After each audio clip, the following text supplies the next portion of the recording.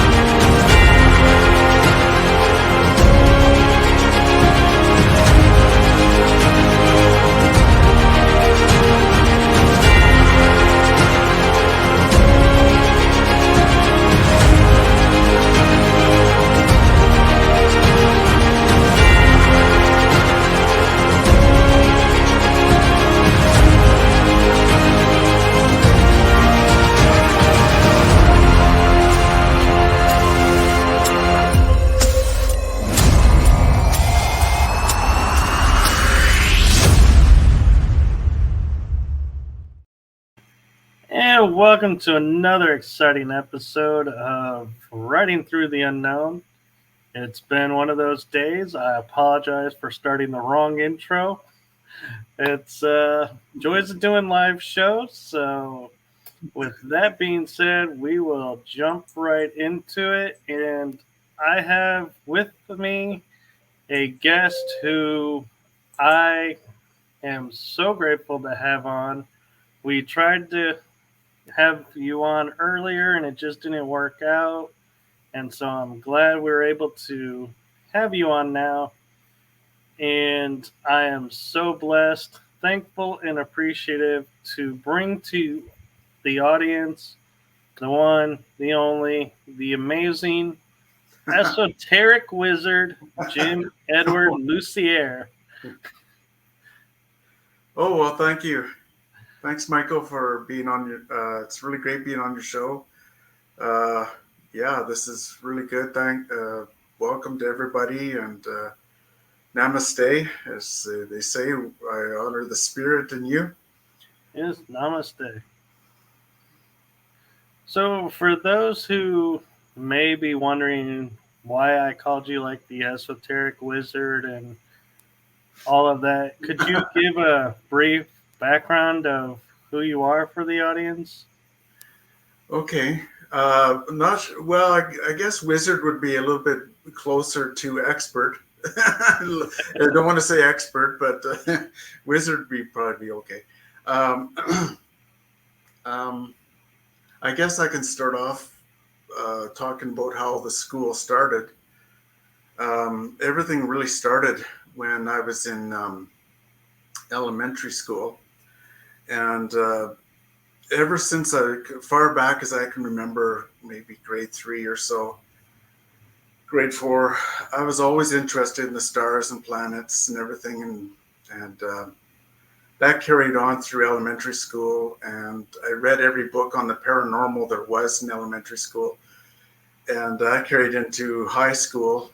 Had some experiences there, and throughout all that time, in the 80s, well, 70s and 80s, I'm 55, so I go back to the old generation, and so I did that, and I was always like the nerd, the outsider type.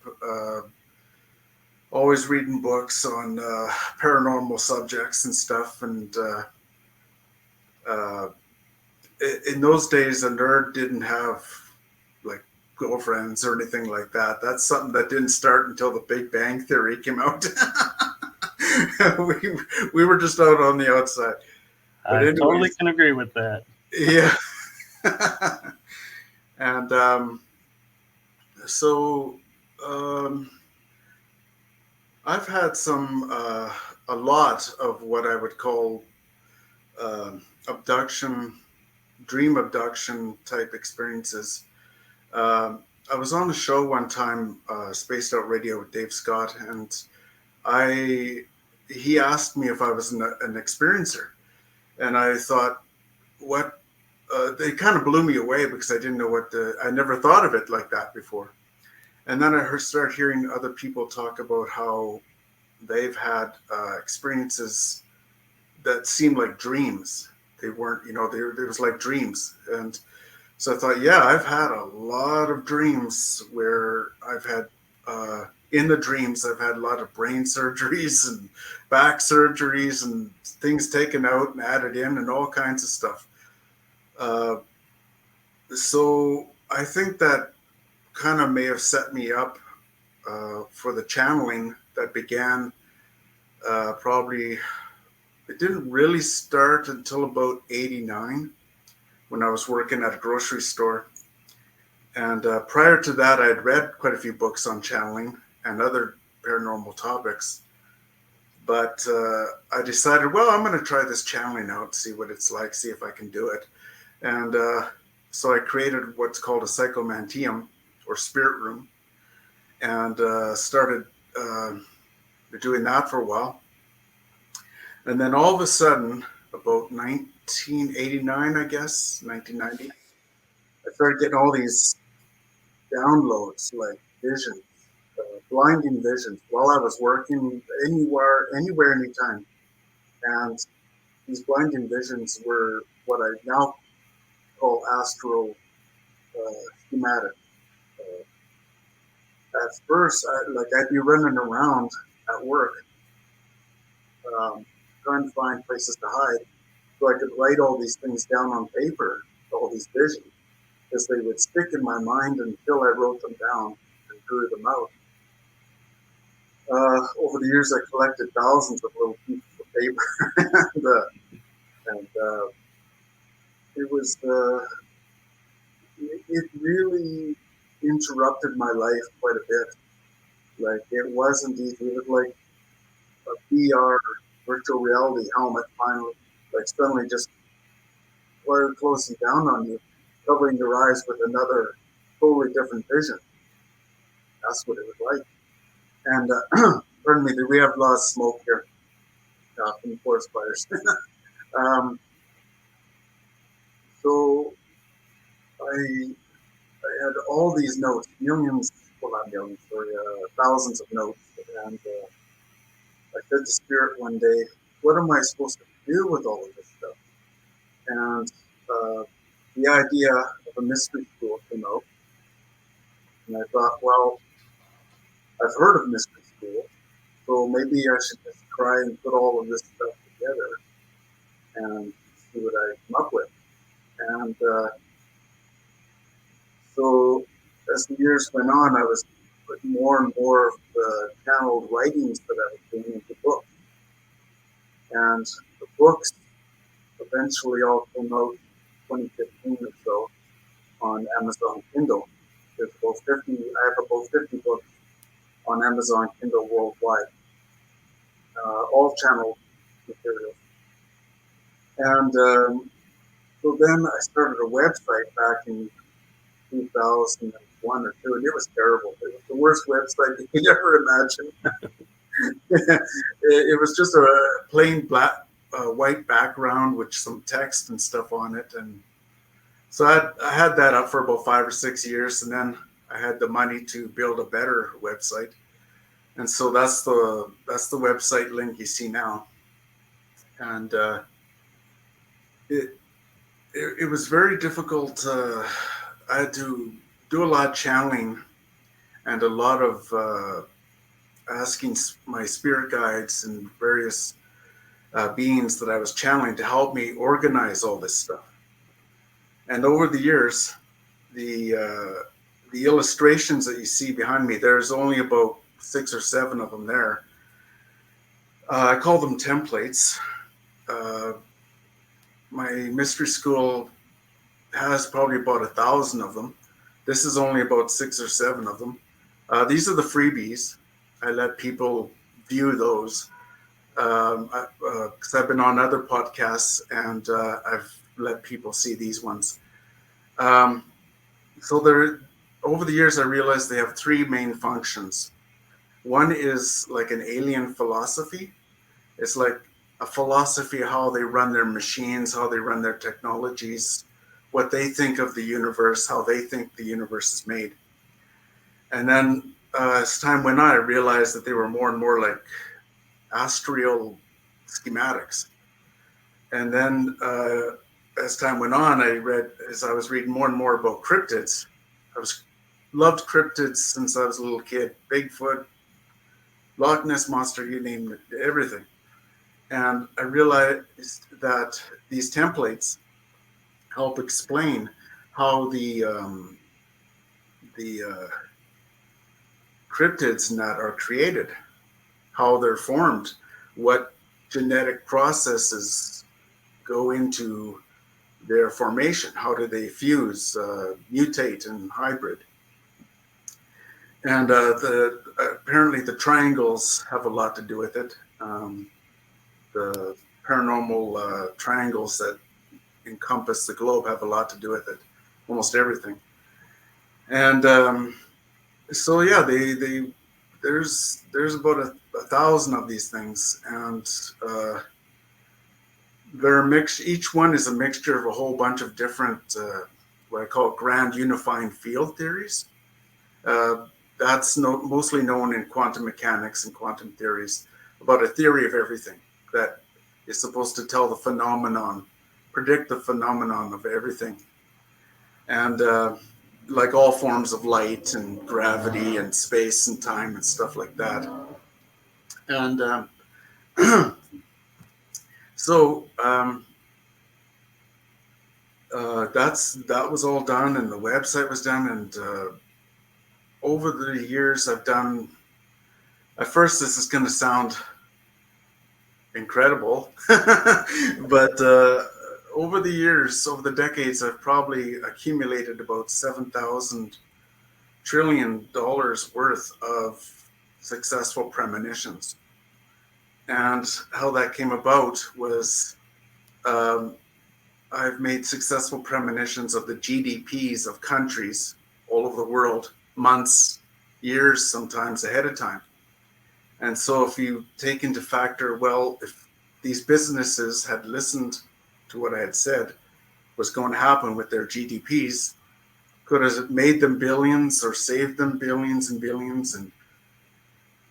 And so you start adding all that up and start adding up all the disasters, world disasters that I've predicted.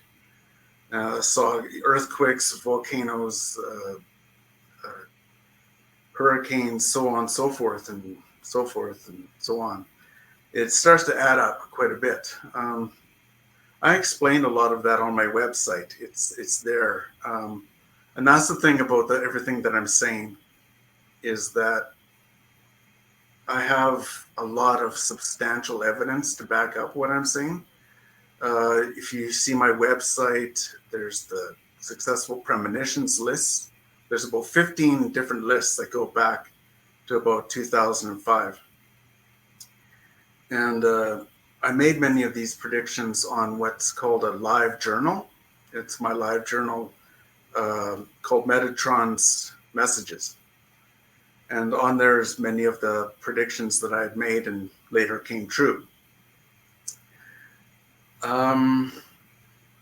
So growing up was interesting. I mean, I feel like a pioneer. I mean, in the 80s and 90s, all of this about the paranormal, about UFOs, aliens, and all that sort of thing was taboo. You didn't talk about it. You never mentioned it to people. Nobody was interested in it. They think you'd be crazy to talk about all that kind of thing. I think they were interested, but you just couldn't talk about it. So Yeah. it's hard to be comfortable enough to say to someone, so did you see that triangular object last night in the sky, without the fear of who's going to call in the straitjackets? Right. Yeah, that's right. Yeah, I think the UFOs over Phoenix helped change a lot of that. I think that helped open the door for a lot of people to say, okay, we're coming out, but we got video of this. We got this was all over the city, and I think things like that have helped a lot. So I'm kind of curious when we're talking about like the age of disclosure, where all of this stuff that's been hidden is coming to light now because we're all coming forward now and taking a stand and saying, yes, I experienced this or I saw this.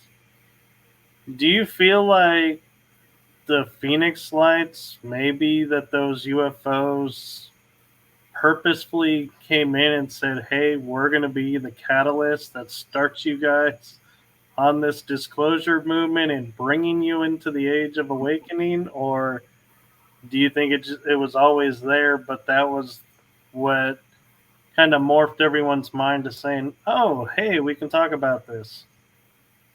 Yeah, I think a little bit of both. Like the Phoenix lights was one catalyst. There's been quite a few over China, over all over the place, and it's been in piecemeal, uh, slow drip, bit by bit. They fly over cities. People see them. They take photographs of them now, and that's part of it. And again, excuse me, the smoke really bothered my throat and eyes. Right. Um, And I wanted to say, too, I hope that you are safe and that I hope the forest fires that are or wildfires that are going on don't come to where you are. yeah. Oh no, we're in a flat prairie where I'm at. But the smoke is blowing in from the north, all from Alberta and BC. We just lost Jasper, some of Jasper, which is a famous park in Alberta, and so we the smoke has been blowing in. Now it's clearing, but all day it was very thick. And so anyway, so that's why if my throat sounds a little coarse, that's why. But with disclosure, I think a little bit differently, and I highly respect everybody who's into the disclosure movement. I just have a little bit of a different take on it. I don't, in my opinion, and everything I say on these shows or anything is just in my own personal opinion. It's my own subjective experience. Uh, I think I don't believe that the president is. I know that there's amendments and stuff going on in the states about trying to get the president to make some kind of statement and everything about aliens being real, and I just don't see that happening. And I think there's a lot of reasons for that. Uh, More than just there's a global mentality where everybody goes about their business, living life. They're buying groceries, working, uh, living their lives, and a disclosure like that would, in my opinion, really cause not necessarily a panic. It could in some places, but more of a it would disrupt a lot of people's lives, because then the public would be saying, how many of them are there? Uh, where do they come from? How can we tell the difference between them? If they're living amongst us, what do we do? And many questions like that. It would disrupt our normal mentality. Right now, everybody's going about their own or their lives normally, and I think that would really cause a disruption in the world mentality of thinking. Right. And another thing that might occur is you'll have people who are like diehard UFOs don't exist, you guys are crazy, and then if they find out, wait, they are real, then their mind is like, so what else in my life now that I have been stating is true is not true now. And how many people do I have to go and apologize to now? And a lot of people don't want to admit they're wrong or admit that, somebody else was right all this time. And so I think that, yeah, like you're saying, those people will struggle through it more because they will start to question a whole lot more, and it opens up what I like to call as Pandora's box, because Yes. it's like, wait a minute, I'm the type of person, if one thing is wrong, then I'm like, so what else is wrong that I've been thinking all this time? And it goes into a rabbit hole. Exactly. Yeah, it goes right down into a rabbit hole, downward spiral. Because then people will start asking, "Well, is my family safe? Is my children safe? Are we going to be abducted? How many are going to be abducted?" So on and so on and so forth. It it would really do a lot of damage in the global mentality of everything. Uh, a really good TV show. I'm going to promote it. It's called Supergirl, and they did a really good job of things like disclosure, like that, and what could happen. I mean, it's fantasy and everything, but Right. you could get groups of people hunting these beings, and then they go off hunting and say, "Oh, you look like an alien, or you look like this, or you look like that. We're going to come after you," or something, and it could start all kinds of bad things in the world. So I'm kind of against uh, a disclosure like that. Um, but I believe it is going to happen eventually. Like what's going to happen, I believe, is it's going to be more of a drip, bit by bit, piecemeal by piecemeal. We'll probably get more videos from the Navy, U.S. Navy, uh, things like that. Because the mindset of the people, the mindset of everybody, has to get used to this. They have to get into their mentality slowly, that to get them prepared for all of this. And it may take a few more generations yet for that to happen. Right. And I always thought of, like, we talk about like the grand awakening, and we're all shifting into another realm, and we're waiting for the people to wake up. And I've often wondered, though, those of us who are awake and not woke but awake Okay. and are thinking, of everyone out there, and that we're not alone in the universe, that there's other worlds, other stars that have life on it now.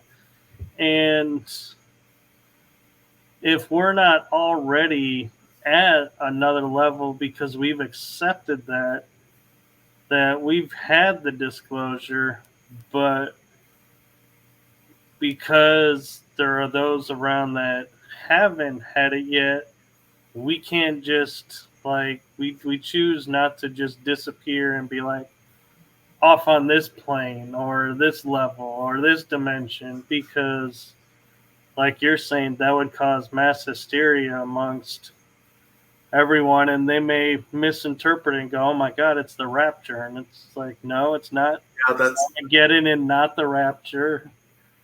It's just we are now thinking at a new level, and you'll eventually get here. And yeah, I wonder sometimes, if that's why we are all still amongst each other, is not to cause that panic. right. Exactly. I think I don't know. I guess, for lack of better words, ascension, or some kind of sort of like an evolution or whatever into higher dimensions. I think that's going to be in piecemeal as well. There's millions. Don't get me wrong. There's millions and millions and millions of people who are uh, becoming more and more enlightened all the time. But we still have a lot of problems. I won't go into the list. But I don't want to bring your audience down, but we have a lot of problems in this world, and we have to deal with them. Yeah. I don't believe the aliens are going to do it for us. We gotta take the responsibility and do some of that stuff ourselves. Clean up our planet for one thing. Uh, our planet is just a big giant wasteland right now in many places. So we have a lot of things to work on, a lot of things to fix, and I have hope in the younger generations now. Uh, the younger generations have been coming into our world now, like the indigo children, the rainbow children, and they're helping us. They're helping us with technologies and, uh, like, for example, right now we have the technologies to solve almost all of our global problems with pollution and such. But the problem is that because of the red tape of uh, politics and so forth, they're not being utilized. They're not being used as much as they could be. Right. And you have also the governing bodies who are buying up all the rights to stuff so they can suppress it so they can keep their money coming in. And Exactly. so we have that too that we need to put an end to. Exactly. Like there's corporations. I won't say who, but there's corporations here, even where I live, that they're very slow to get going on solar power, on regeneration type technologies and stuff like that, because they don't want. They still want the grid. They still want the grid because they're still making billions. Right. Right? So, but um, there is hope. I believe that at some point we will reach a certain ascension point. Maybe it's not the way everybody wants it to happen, but with technology, eventually, as technology moves further and further in advance, if we don't blow ourselves up or get blown up by nature somehow, if we keep on with the technological progress, we will have we will be able to replace anything in our bodies that is old and aging, and we could at some point reach a state of immortality. Probably not for another 200 years, but eventually, as our technologies grow with stem cell research and so on, and yeah, nanotechnology. Yeah. And some of it too, I feel like, is we in our arrogance as humans or occupants of this planet feel like we have to fix this or fix that or fix the, clean this up. And I kind of feel like when we had the, and I'm going to use the term fake demic, one thing I noticed was like Venice cleaned itself up. The canals, you could start to see, the clear water again. And it was like nature kind of took over and was like, hey, you guys have stopped doing what you're doing. Now I can clean up, and start my process. And so that got me feeling and thinking like, a lot of these things like the quote global warming that I really don't feel like is as bad as they think it is. That nature is like, hey, I can fix this in like 5 years. You guys don't have to lift a finger. Just get out of the way. Yeah. Um, yeah, I'm a strong believer, like just personally, uh, I've always had a strong belief in science, and I trust science and scientists, and I personally believe that the vaccines were important. It did help, and yeah, when um, at the same time, I did notice, and I talked to some police officers who said that when the vaccines were given, there seemed to be an uptick in people being aggressive. They seemed to be more aggressive, and Yeah.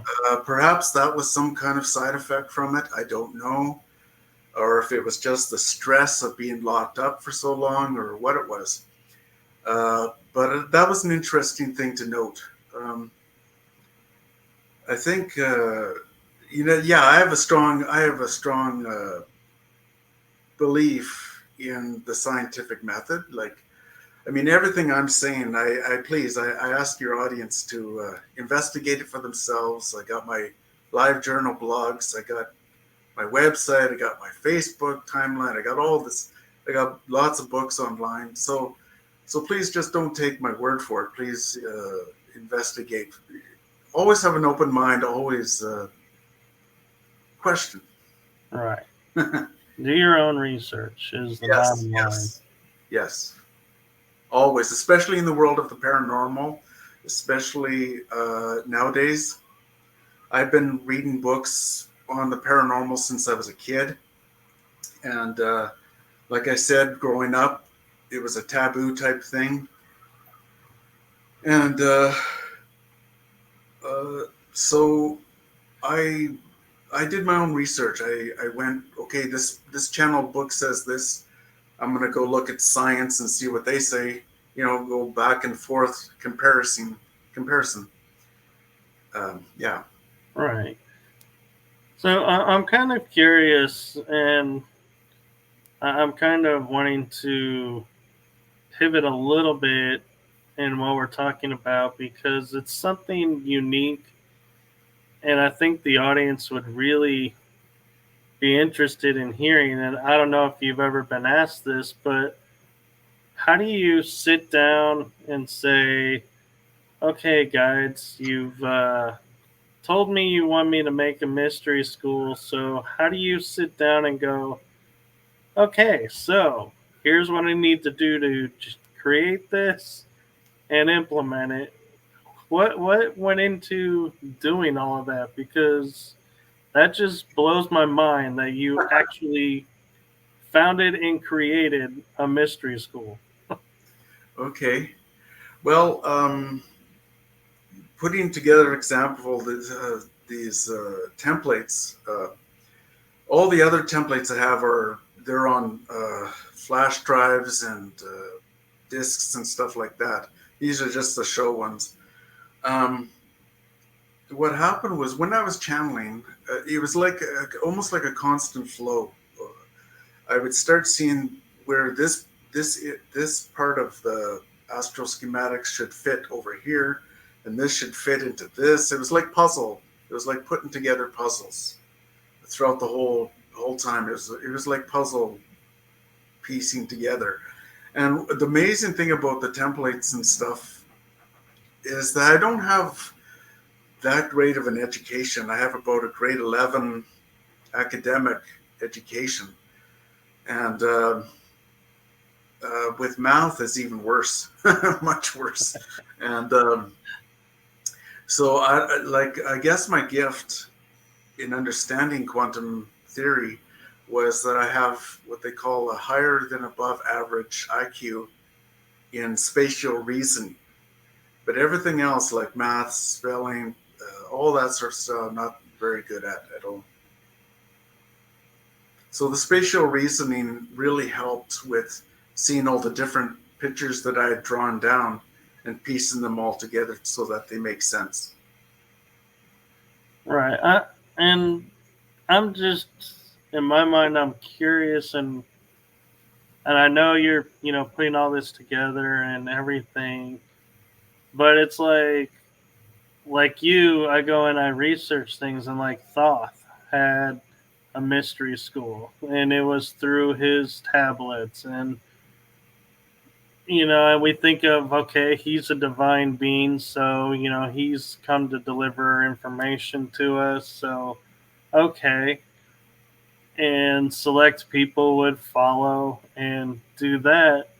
And I'm just picturing, what in your mind goes, hey, this would make a great mystery school.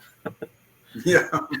Because it's like, wow, to go there and to be confident and saying, yeah, I totally can make a mystery school. To me, that's like you're on a whole nother level. And it's like, wow, where do you get the confidence to step up and go, yes, I totally can be on the same level as these guys with my information. Well, I don't think I'm on the same level in that sense of success. Um, it was something that had to happen because the books came together, the illustrations came together, and so it became a school. Because if you want to study all of this, it would take quite a long time to go through it and for me to explain it. Like a person would have to come here and uh, it would be like 7, 8 hours, 5 days a week for the next month and a half to learn all of the stuff that there is. It covers so much. And, but a lot of it uh, isn't what a lot of mystery schools are teaching right now. What the stuff I have can't be found in libraries or in bookstores on Amazon or anything. It's totally from up there, and it's very. It's in the field of the paranormal. It's even unorthodox in a way that it's not something people are used to learning about. People are used to learning about Reiki and healing modalities and stuff like that. I do teach that, but my school is very different in philosophy and thinking. So, and because of that, and because I don't have much money to do the promoting and promotion, I really haven't had. I had two people come into my school, but they were just friends, and we just did a lot of talking. But other than that, the mystery school is more of for posterity, more for the later generations to take over and do as they will. You know, I really struggled with wanting all this. It's like, okay, I'm not really all that educated. Where's all this coming from? What am I supposed to do with it all? And so I put it together into a mystery school box so that the future generations can say, okay, let's see what he's got. Let's take it and move it out into the world. And I know with you being scientifically minded, I'm curious though, like you were saying, who is giving me this information? Did you ever stop and ask or, look into like the alien races or star beings and saying, hey, that's the ones that look like that are talking to me, so it must be from them? Right. Yeah. All the time, I go through a method of testing the spirits. Who are they? What are their beliefs? What do they feel like? If they feel negative or if they feel uh, not right, or then I don't bother channeling them. I try to focus on what's good. Um, Ever since I was a kid, I've always loved. I don't know if I was because I was a kid, but I always loved the Greys. I never found anything wrong with them, and I don't know. Maybe they reminded me of that extraterrestrial movie, Oh, the the ET. ET. Yeah, and so, anyways, I still don't, and it's because I focus on like some of the entities I channel are the Greys, but they're more closer to the Arcturians. A little bit, they're more advanced. They're not the lower ones. There's Mm. lower Greys and there's upper Greys. Um, and I've channeled a lot of the Anunnaki, the Pleiadians, Sirians, uh, Arcturians, mixtures of different pantheons as well throughout the world, like the Greek pantheon and so forth and so forth. And, I want to point out, like you're saying with the Greys, I've often when I talk with guests who interact with the Greys, they're like, there's Arcturians or Palladians or different higher known race, as we would call them, identified like Syrian or Lyran. And then they have working with them, like I would call like the minions, are where the Greys are. They're doing all the grunt work. And Right. so it's like, when you were saying, like, you've always thought of the Greys as good, you've always channeled the good ones. I feel like the Greys' personality depends on who they're working with, and also depends on what their objective is.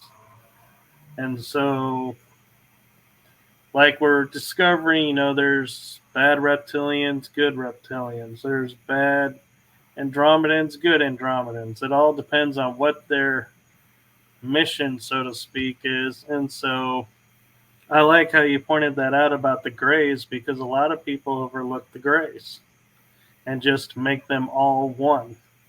Right. Yeah. No. I learned a long time ago that there was quite a few different species of them. Um, as you know, I mean, there's good humans and there's bad humans too, right? So Right. it's kind of like that. Yeah. It's kind of like they're the drone, so to speak. Like, Yeah, there's a theory that they are drones coming perhaps from the future. Uh, some may have crashed. Some might have, uh, they, things like that. I don't believe any have really crashed. I think if it was a crash, it was more of a probe that probably unleashed uh, a nanotechnology in the world to help it. You were saying about the global climate change. I think they're helping with that by helping to slow down the effects of it with these nanobots that may come in these so-called crashes. And what it did was it was a payload. This is what I'm channeled, and it was a payloads stuff that was released out. Now the Greys, we have to remember that they're aliens. They're some of the lower races, for lack of a better name. The lower races are, they don't think like us. They don't think of terms of good and evil. They think in terms of themselves. Like they don't think, oh, gee, should we abduct this person? Is it moral? Is it ethical? Is it, they don't think like that. They're aliens. They don't care about our forms of mentality in forms of ethics and morals. They're into survival, these lower ones. And so I understand how there can be confusion. I mean, if I was an alien looking at humans, I'd be confused as to which ones are the good humans and which ones are the bad humans. right. Especially right now, it's like looking around at different places and being like, huh, you know, I was thinking of going over there for a couple of samples, but I'm thinking now I'm going to go over here because I'm not so sure I want to get involved in that. Right. Yeah. Um, Yeah, and I'm kind of curious because you mentioned that, like, the triangles being, we're discovering more and more triangles and the paranormal triangles around. Like, I've heard there's now 6 or 7 around the world. And I'm wondering if in reality, the entire sphere, and I know the flat earthers are going to be upset with me saying sphere, but I'm just in my mind going, okay, the earth is a sphere. And if you put a triangle next to a triangle next to a triangle, you're eventually going to encompass the entire sphere. And we're finding certain triangles activating. Do you feel like the entire globe and planet may be one triangle that's several pieces combined and they're only activating the ones that need to be activated? Yes, the entire planet itself could be artificial in a manner of speaking. The entire planet is a big giant portal for them. They can come in and out anywhere on Earth they want. Uh, we wouldn't be able to see the big ships or the small ones because of their technologies of cloaking. And the human race only sees a certain very small band of the EMF spectrum, and they work outside of that. So we can't see it, or if there's an orb near you, you can't see the warps of it Right. because they do all that. But yeah, there's triangles all over the planet, probably hundreds of them, if not thousands, small ones and big ones. This goes back many millions of years ago. There's been many root races all in my opinion of what I'm channeling. There was many root races, not just five. There's probably thousands of them, of different species and different places and different times and so forth. But the Earth was quite often made into a global uh, ley lines, if you will, ley lines and grid systems of to produce levity. Levity was a big age. For example, Atlantis was probably one of the last great age before we moved into this one. And Atlantis wasn't just an island. It wasn't just one island. It was several of them and several big places too. It was a global thing, a global phenomenon of levity where we could make stone as soft as toffee. We could move things. We could build stone temples. We could do all kinds of things. We had that knowledge that we gained from interacting with the extraterrestrial beings. Um, Many of those grid works now are long gone, but many of them still remain. And that history goes back. It's kind of like when you take an archaeologist and they take a big slice out of the side of a mountain or a hill and they see all the different layers. They say, well, 10,000 years ago, people were pottery and all that. And so there's all these layers that go back into deep, deep, deep history. And there's many stone temples that were constructed that are still under the ocean off the coast of Japan, off many places. And so this was uh, so the Earth has always been, in one way or another, a grid work of which they can come in and do what they need to do. So I'm kind of curious with your mystery schools and all your channelings. I know a lot of people like Edgar Casey and others have said Atlantis is going to return, and that'll mark the beginning of something. And people are starting to say, "Oh, I think we found Atlantis." My curiosity, though, is why is it only Atlantis that's returning? What about Lemuria or Mu? All these others that have been around, but yet everyone wants to focus on Atlantis. Why do you feel like Atlantis is the end all be all that everyone wants to hang their hat on and not even consider Lemuria and Mu? Yeah, yeah, I wonder that myself. But I think Edgar Casey may have been channeling more of a mentality where soon after Edgar Casey died in what is now called Silicon Valley. Silicon is a crystalline type sand that's used in the electronics of the world. And Atlantis was an age that was famous for its crystals. So he might have been seeing a return to where the elites took over the technologies and they made mistakes with their technologies that ended up destroying Atlantis. I think that's kind of what he might have been trying to illustrate or tell about. He may have misunderstood the vision as being literal, you know, the literal, seeing Atlantis rise out of the Right. ocean or something. I think he took that. Some people may have taken that too literal. It was more Right. of a change in mentality.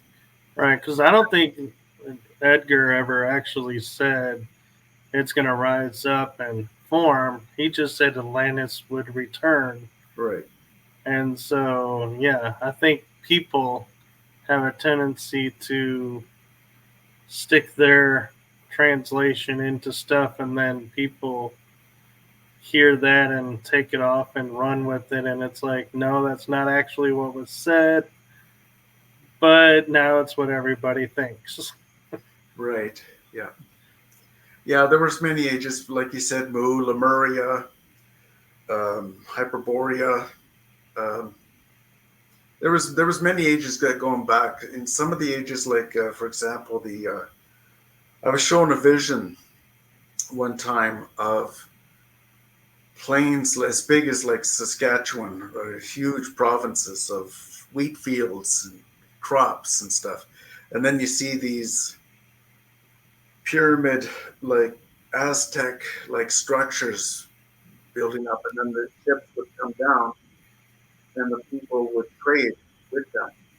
The whole It was massive, especially in the areas of South America, where now they're starting to find that there was huge populations of people that once had lived in the Amazon forest. Forest came over, took over, and yeah, I guess I can talk. I can go back to the giants.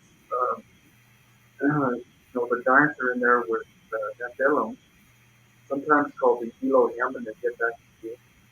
But uh, there were times going back, there were ages when the giants acted as the watchers. I mean, if you imagine thousands and tens of slaves or human slaves, they weren't quite humans yet, but this goes back many thousands of years ago, when the Anunnaki was said to have created a slave race. And um, those were the first humans, but they weren't human yet. They were more like automatons, workers. And the giants were the overseers. They were very tall. They were about 10, 12, 13, 14 feet tall. They were scary. They had two rows of teeth. Sometimes they were terrifying. And um, they were the law keepers. They everybody did what they were supposed to do. And as time went on, humans started developing souls. Souls would start to come in. They would start to get consciousness, self-awareness. That all happened. So the Anunnaki started to drift off, move away a little bit more and more. And many of the giants mated with humans. And that caused a lot of problems. Because, uh, there's a lot of things they weren't supposed to be doing. And so many of these giants were left on you. As the Anunnaki left, they were left here as punishment. Many of these giants were left here on Earth. And so as time went on, the giants were hoping that they would eventually be rescued, hope that they would eventually be able to go back with their own people, their own country. But that never really quite happened.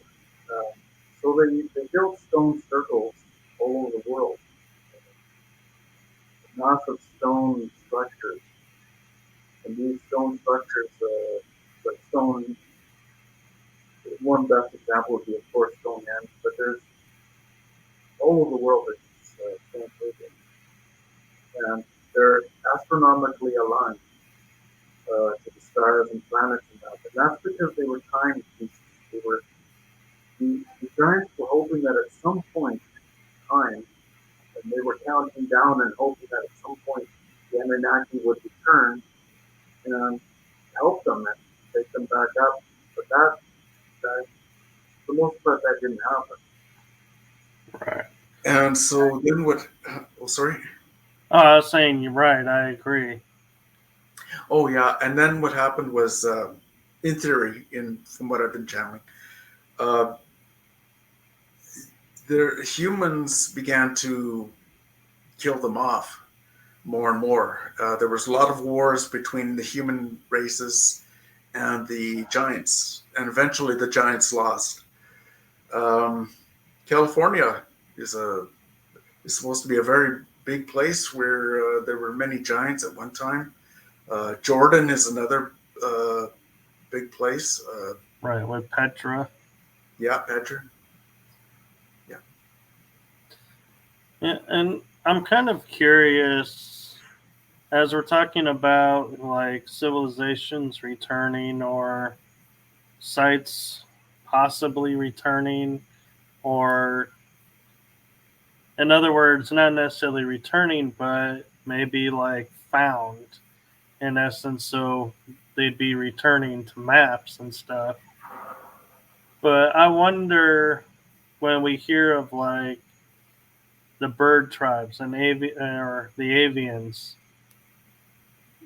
do you think they're going to come back and maybe be like, hey, now that you guys are at this point in evolution, we're returning to, continue what we started before? Or do you feel like, as a lot of people, those tribes went extinct and they're no longer around? Well, it's possible that, for example, the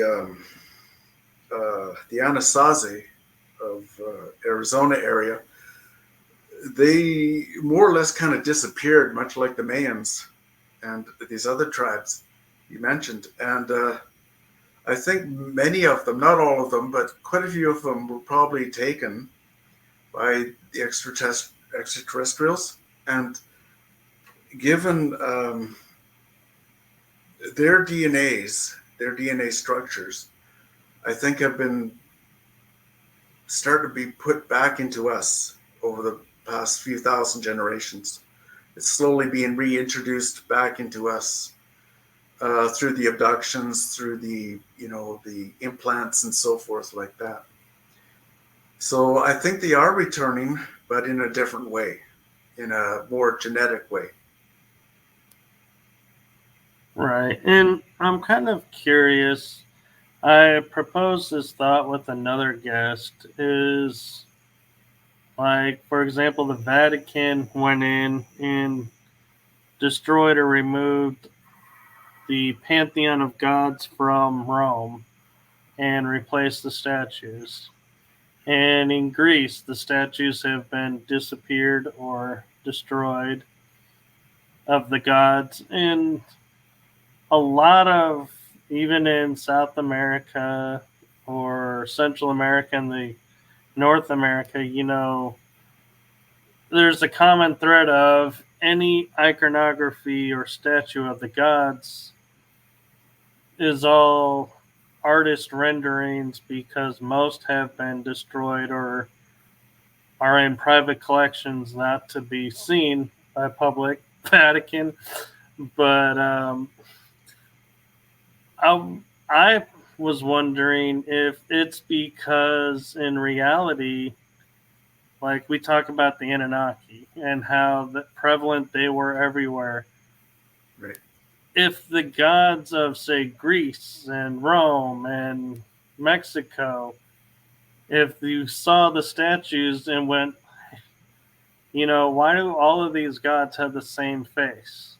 Right. They were really the Anunnaki, and they were like, we got to hide the fact we were not multi-godded system, but they were star beings that we made into gods, and that was threatening for some reason. So they were like, we got to destroy the evidence.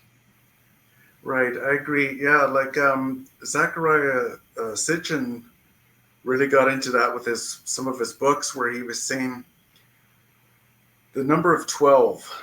You've heard of Majestic 12.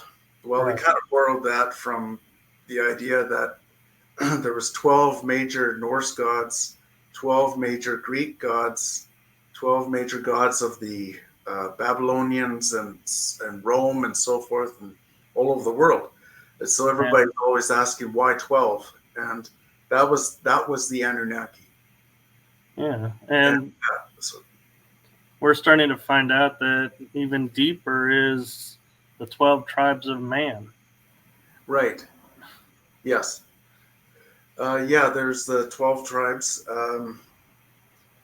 It just the 12 tribes is an interesting take. I was a fan of the books by Lawrence Gardner. I don't know if you ever heard of him, but I have. yeah, one of his great books was Genesis of the Grail Kings. And a lot of what appears to be happening is it has a lot to do with genealogies and how the 12 tribes are now more or less all over the world. Like now it's kind of like everybody is a member of one of the 12 tribes in one way or another over the Right. thousands of generations. Yeah. It's like they were the Middle Ages keeping the bloodlines within the bloodlines, and then somehow in the Age of Enlightenment and Reformation and current, the idea of your bloodline has to marry within the bloodline went askew, and all of a suddenly you had the bloodlines mixing, Right. and so yeah, they kind of lost control. Yeah, like the royalties were supposed to have, especially the European royalties, were supposed to have been more or less created by the Merovingians. For about 500 years, they ruled, and they had the power. They had the power to take in to say, okay, we like this royalty, but we don't like this one. We're going to take this one out and replace them with this one. And the reason why they think they had so much power was because they were so clairvoyant, and they were just so intelligent, and so they were so revered that what they said went. It happened. They did it. And in today's, like many of the crowns of Europe have a fleur de lis, and that's to Right. remind the royalties that they came from the Merovingians, from France, from what was then called Gaul. And personally, I don't think I'm a Merovingian, but uh, I could. I don't know if I'm a hybrid either, but I've written so much about fairies and fairy clans and vampires and all kinds of stuff that I think I almost fit the criteria, but I don't think I am. It's just that I was into all these things when I was a kid and always been into them. And so there was a point when I questioned this, gee, am I Merovingian? Am I a hybrid? I don't know. But I have the criteria that, I've done all this stuff. Right. And also, I feel like everyone, in all honesty, to some degree, has the hybrid Yes. mix. And what I find interesting is, with science, that one of the ways they go and try to control the masses, and I don't know if they realize that that's what they're doing or not. I don't know, but when they make comments like, oh, we're a double helix DNA system, but there's actually like 8 to 10 to 12 strands of DNA, but we only use two and the rest are junk DNA. Right. Oh, yeah. My thoughts go, wait a minute. We, as intricate as we're put together, I don't see the creator who made us going, well, we got some empty space, so let's just fill it with some junk, and they'll never know the difference. Yeah. It's yeah, it amazes me how they feel like making a statement like that, and so many people like, oh yeah, that's so true, and yes, we have this junk DNA. I'm like, no, we have dormant DNA, not junk DNA. Right. Yeah, I'm so glad you brought that up, Michael. Like, that goes back, way back again to like thousands and thousands of generations back, where many different alien species, when the Anunnaki was building the human in theory, uh, when Enki was and the others were creating humans, many species came and said, "Hey, can we put some of our stuff in there? Can we fit some of our library type knowledge into them?" And so that's where we get all this dormant DNA. It's actually library knowledge. It's knowledge that the extraterrestrials will often come down or appear and try to retrieve some of that knowledge every once in a while through the what we see as the abductions or the implants. They're coming every once in a while to retrieve some of that information that they left Right. in us. Yeah, and talking about like TV shows or movies, if you remember Man of Steel with Henry Cavill as Superman, they Oh, were adamant, the people who came from the stars that were like the sister to Krypton. I, for the life of me, my mind is blank as to what planet they were. But Zod kept saying, we need Superman's blood because he has the codex of all Kryptonians in his blood. It's like, and as you're saying that, like my mind flashed to that and said, yeah, here was another moment where Hollywood was giving us a little nugget of, yeah, you can put an entire civilization into a drop of blood. oh yes, that's another reason for many of the abductions. For example, um, I've got three scars. One is up here, it's a big white scar here, and two others. And when I was a kid, um, I noticed that these missing pieces out of my body, like they were like almost an inch by an inch of missing flesh. It was like you take an ice cream pail and you open it up for the first time and you take a scoop out. It was like that, and then no blood, perfectly surgically cut, and so yeah, that was like, so yeah, they can take a little tiny DNA segment of anybody and clone an entire army if they wanted to. Right. Just that little bit. And I've often wondered too, since you brought up the cloning, when we talk about like the Greys, if could they be like they took us and cloned us and we're no longer connected to that clone, like its original print died for some reason. Could the Greys be like a clone of someone who's no longer here, so they have no one to connect to? So therefore, they're like what we were calling the automaton because they have no means being a clone to go, hey, I'm so and so, and I'm gonna do this, this, and this. They don't have that spark being a clone. They're just created to look like you to do this purpose. Right. Yeah, that's an excellent. I agree with that. Like uh, Zachariah Sitchin, he spoke of the Greys. Some of the Greys, he mentioned them more as he called them the Agigi, I Agigi. And they were supposed to have been the intermediaries between the humans and them, because apparently the Anunnaki were so bright, their energy was so bright, they were radioactive, and they were killing some of the own humans because they got too close. And so, Right.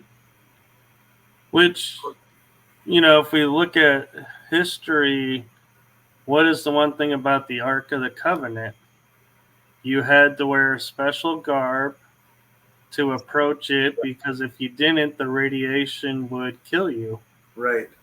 And it was often why God hid himself behind fire or smoke or behind a burning bush. And yeah, and the ziggurats were supposed to have been built because so that the Anunnaki could come down and land and walk around without killing the people from their radiation. Yeah. And I'll be honest, I can't believe it took me, I'm 46 now, so 46 years to put together. The Anunnaki are considered, in all their drawing aspects, winged beings. What is on top of the Ark of the Covenant? 2 winged beings. Exactly. And I can't believe it's like I just now put that together and was like, we call them cherubs, but I'm wondering, in all honesty, if they're Anunnakis on top. Oh, I'm sure it's some form of technology. I believe there was more than one ark. I think there was probably 2 or 3 of them. But yeah, the winged phenomenon goes into every culture in the world, because they didn't have the, what do we call this? We see this flying disc. How do we describe it? A flying chariot, yeah. And I agree with there being more than one Ark of the Covenant, because you see some people that say, oh, it's a square box with handles that's carried through, or, oh, there's, the box has the 2 winged beings on top, or, oh, the box is this chest. And so it's like there's 3, like, at least that I know of, 3 different stories about it. And so I agree with you, as it could very easily be 3 different, and that's why nobody has found the one, because we're looking for one when there's 3, and we probably have come across arcs and been like, that's the wrong look. Yeah, buried it back. I believe the one is in, which one I don't know, but one for sure is still in Ethiopia. And, right, in that church that's designed all around it and has a guard who says, I sit and my job is to watch and guard the ark. Right. And I think the other one was brought over to what's called Oak Island here in Canada at some point during the Knights Templar prosecutions. When the church was going after them, they brought it over here. And then I believe, this is just a theory, but you're going to hear it here for the very first time. It's just based on what I've been channeling and getting for quite a while. And they moved the ark and some special other materials from Oak Island down into the area known as the Statue of Liberty. It's inside there now. Yes. In my I have no proof or evidence to support that. It would make sense. Yeah, it would make sense, because the Statue of Liberty was supposed to be a beacon of hope and light for the world. Yes. And that's what the arcs are. But so I just noticed, Jim, that we are at 1 hour and 14 minutes. We can keep going if you want, a little longer if you want, or it's up to you, whatever. I'm okay. Okay, well, I just wanted to bring up the time because we had talked about the time before. So,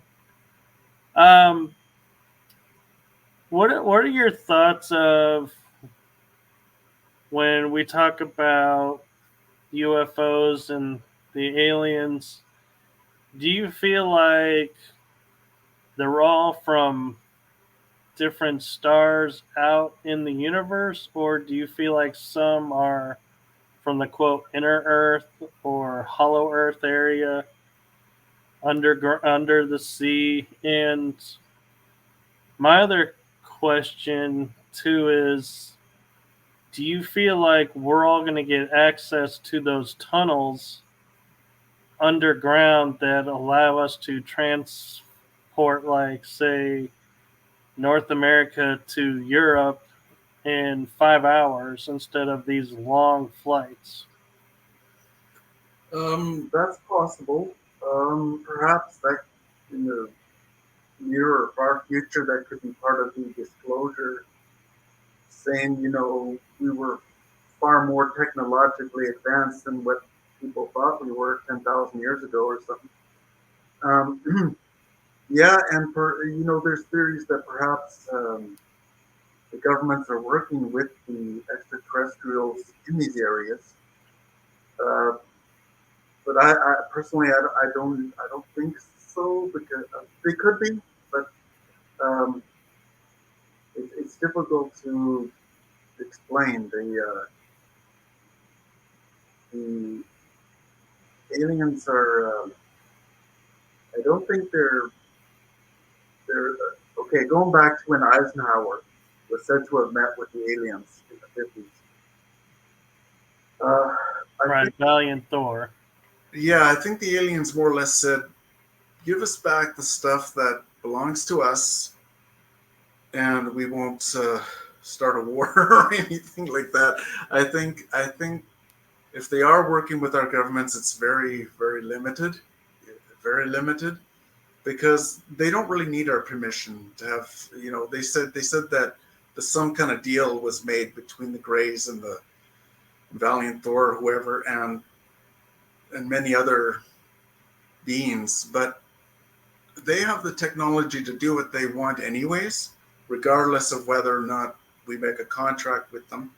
So in that area, I don't think we're working too much with them, and I don't think they've given us hardly any real technology.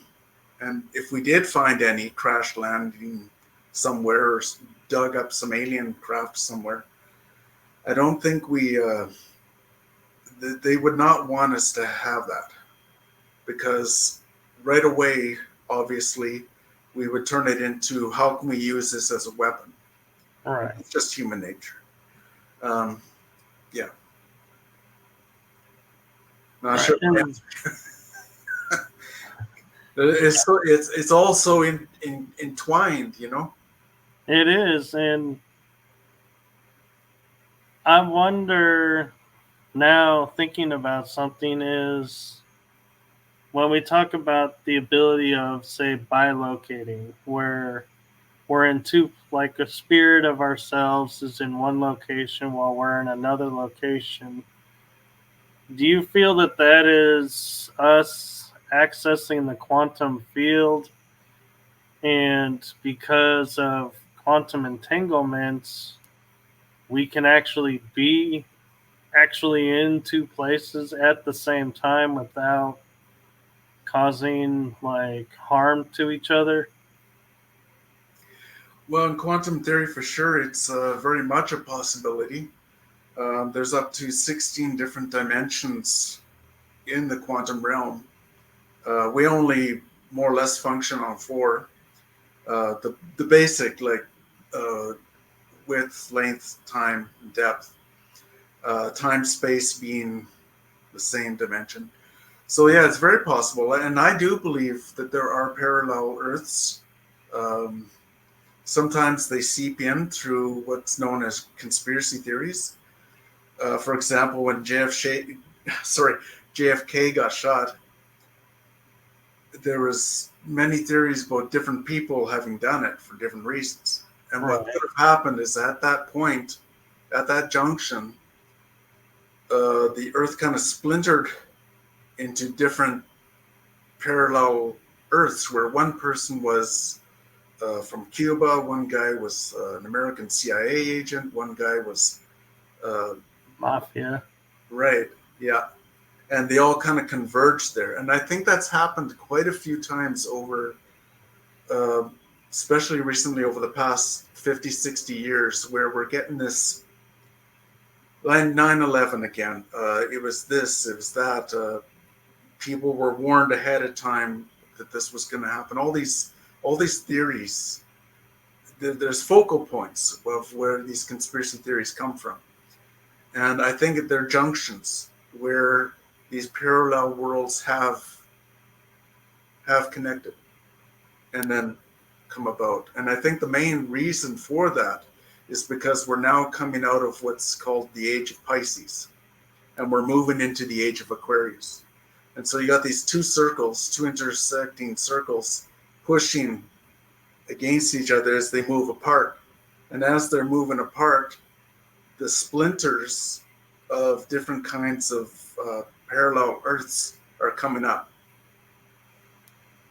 Yeah, and going back to JFK, I saw today where there was a newspaper article where it said JFK survived and the first lady was okay, and I was like, "Whoa, wait a minute, where did this come from?" And Yeah. I wonder, as we're talking about quantum levels, I know, like you were mentioning um, the TV show Supergirl being great for disclosure.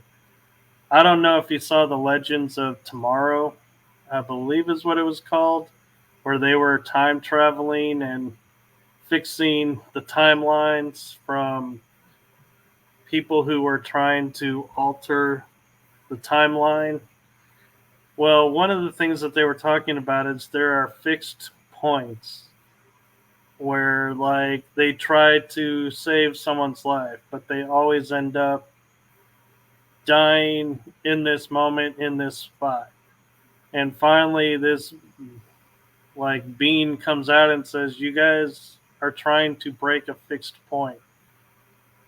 And so I'm wondering, as we're talking about like timelines and parallel universes converging and mixing, are those fixed points that cause that to be possible, and that really is in existence, to where, like, say, JFK's assassination, if it succeeded, that was a fixed point. Doesn't matter who did it, when it happened, it was gonna happen, had to happen.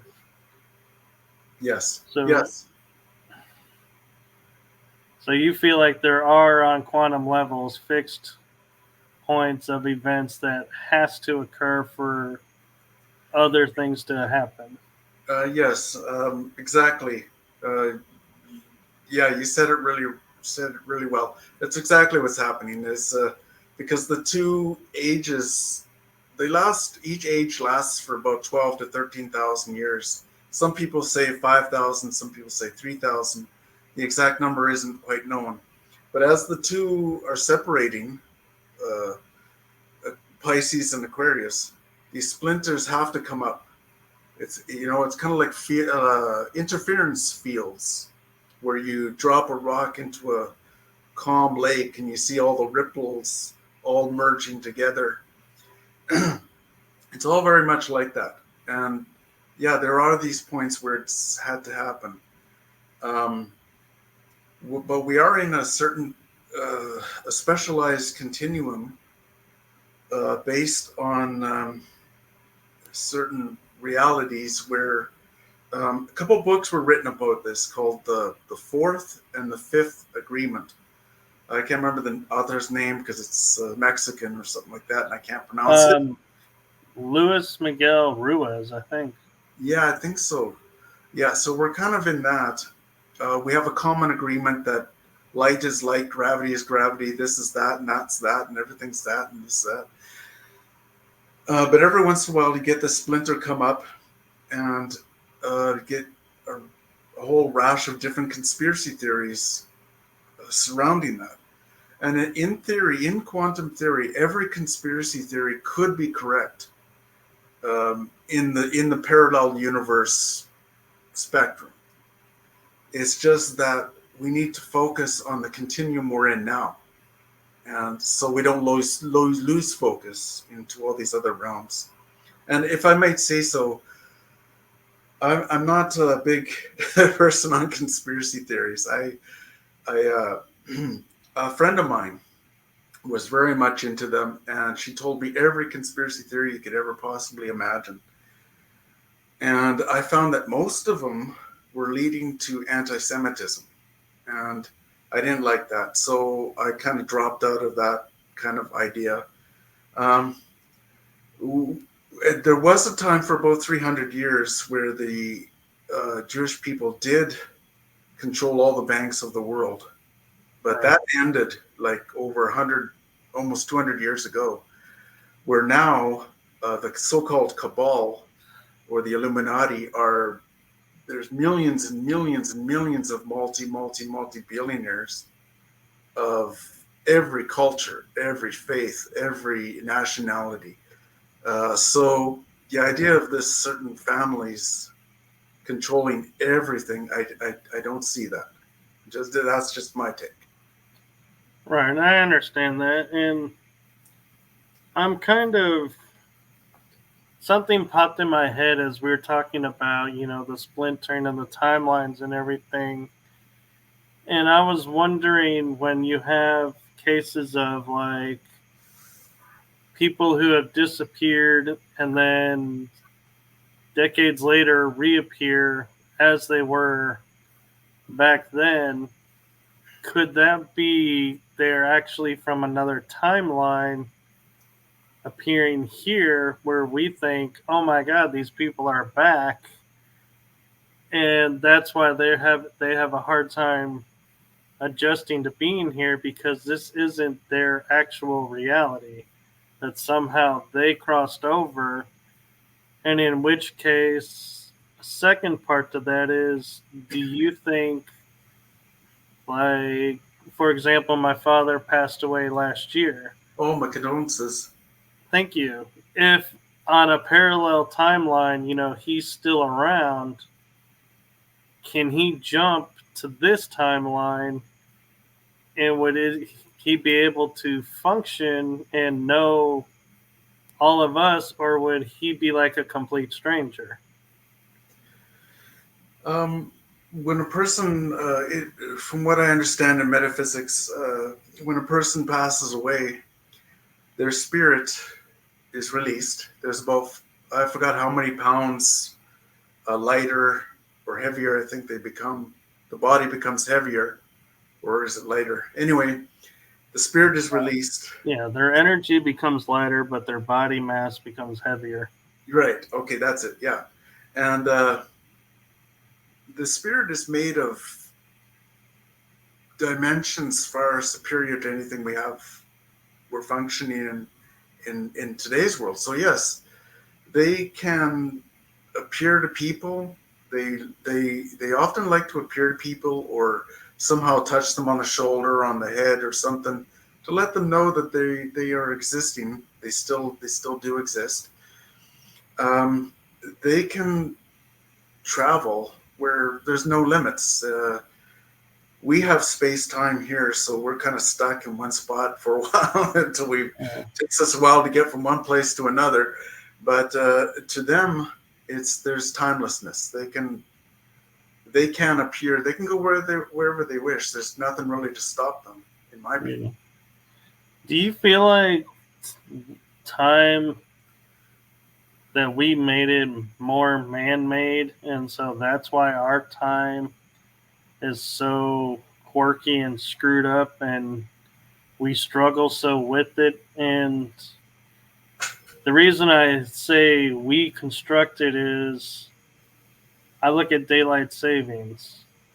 There are states that don't do it, which makes things really complicated, and foreign countries that don't do it. And my favorite, because I do a show with a couple in the UK, when daylight savings starts, they're a week ahead of us.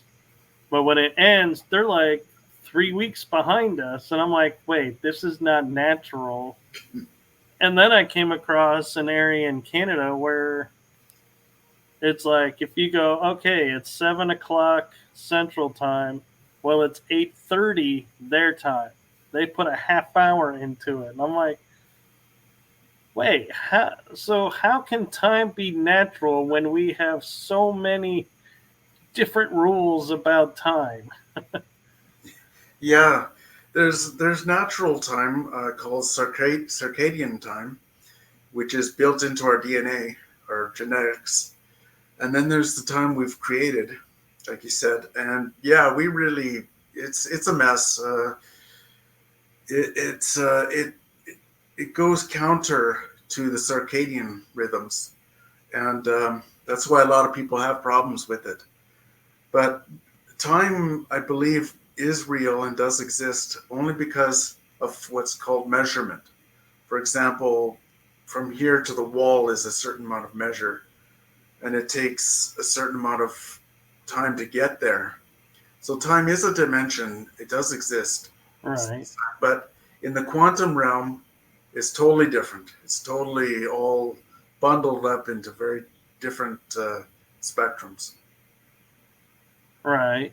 And so I feel like this is a good spot to call call it because I feel like we could cover so much more, and I'd love to have you back on for a future episode, and Well, I don't thank you. need to put it all into this one episode because I Right. feel like Yeah, there's so many different. Yeah. we'd be here for hours, and it's like, yeah. Oh, absolutely. I'd love to. And I think I'm not sure if I answered your question about. Uh, yeah, like the alien different species are coming from all over. They're coming from the Middle Earth. They're coming from different dimensions. Some are coming from distant galaxies. So it's a mixture of all of those. They're coming from everywhere, and they love Earth. And again, because our dormant DNA is important to many of them. I agree, and thank you for that, and thank you for coming on, and Thank you. Thank you. I hope that the air clears up for you and the fires are put out and the air returns to normal soon for you. And I Thank appreciate in a little, like I like to do these moments where I'll make a comment in full transparency. It was 15 minutes to showtime when I got a hold of Jim, and I go, yeah, and he goes, oh, I'm available. You know what? The time is off, I guess. And I said, yes, I'm in Central Time. And he goes, oh, so when are we going live? I go, 15 minutes. He goes, you. perfect. And so I thank you for being available on that short notice that it turned out to be. And we were able to work the time out. So thank you for that. Yeah, thank you, Michael. It's just another moment where I like to say time does not truly cannot exist because we just screwed up so much. Yeah, yeah. Man-made time just doesn't work very well. Yeah. So as I go to end this episode, one thing I like to ask of guests who have such interesting backgrounds and experiences is if you were to share one golden nugget, it doesn't have to be large, it can be small, but just a golden nugget from your experiences in your life that you could share with the audience that's watching and listening to this, what would that be? Um, what came to mind? What comes to mind is I won't get into the specifics of it, but there was a being uh, from a friend of ours, like a friend of the world, a friend of everyone, who was badly mistreated uh, back in the 50s. But he gave a very important message to the world. I think it's Putin to say that. So how he said it was, um, keep your democracy um, from the rejection of objective fact. So we don't want to get too carried off into all the conspiracy theories. We want to try and focus on everybody's needs. You know, everybody wants the same thing. Everybody wants love. Everybody wants a house. Everybody wants all the good things. And I think we need to keep our focus on that. And yeah, it was very wise words from him. I agree. And so thank you to everyone who was in the chat room. And thank you again to Jim for coming on and agreeing to come on again in the near future. Or I say near future, that could be a few months down the road. So don't quote me at being near, people. I'll be here.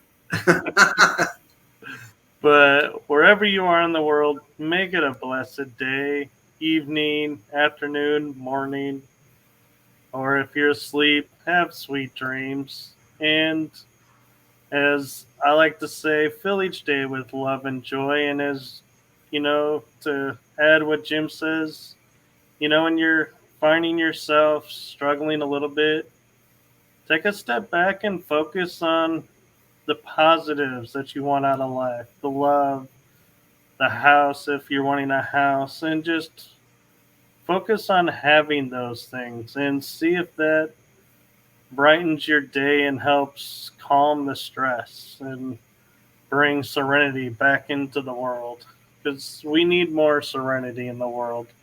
Exactly. All right, and with that, we are going to say goodbye to everyone. Good night. Good night, everybody. Namaste. Namaste.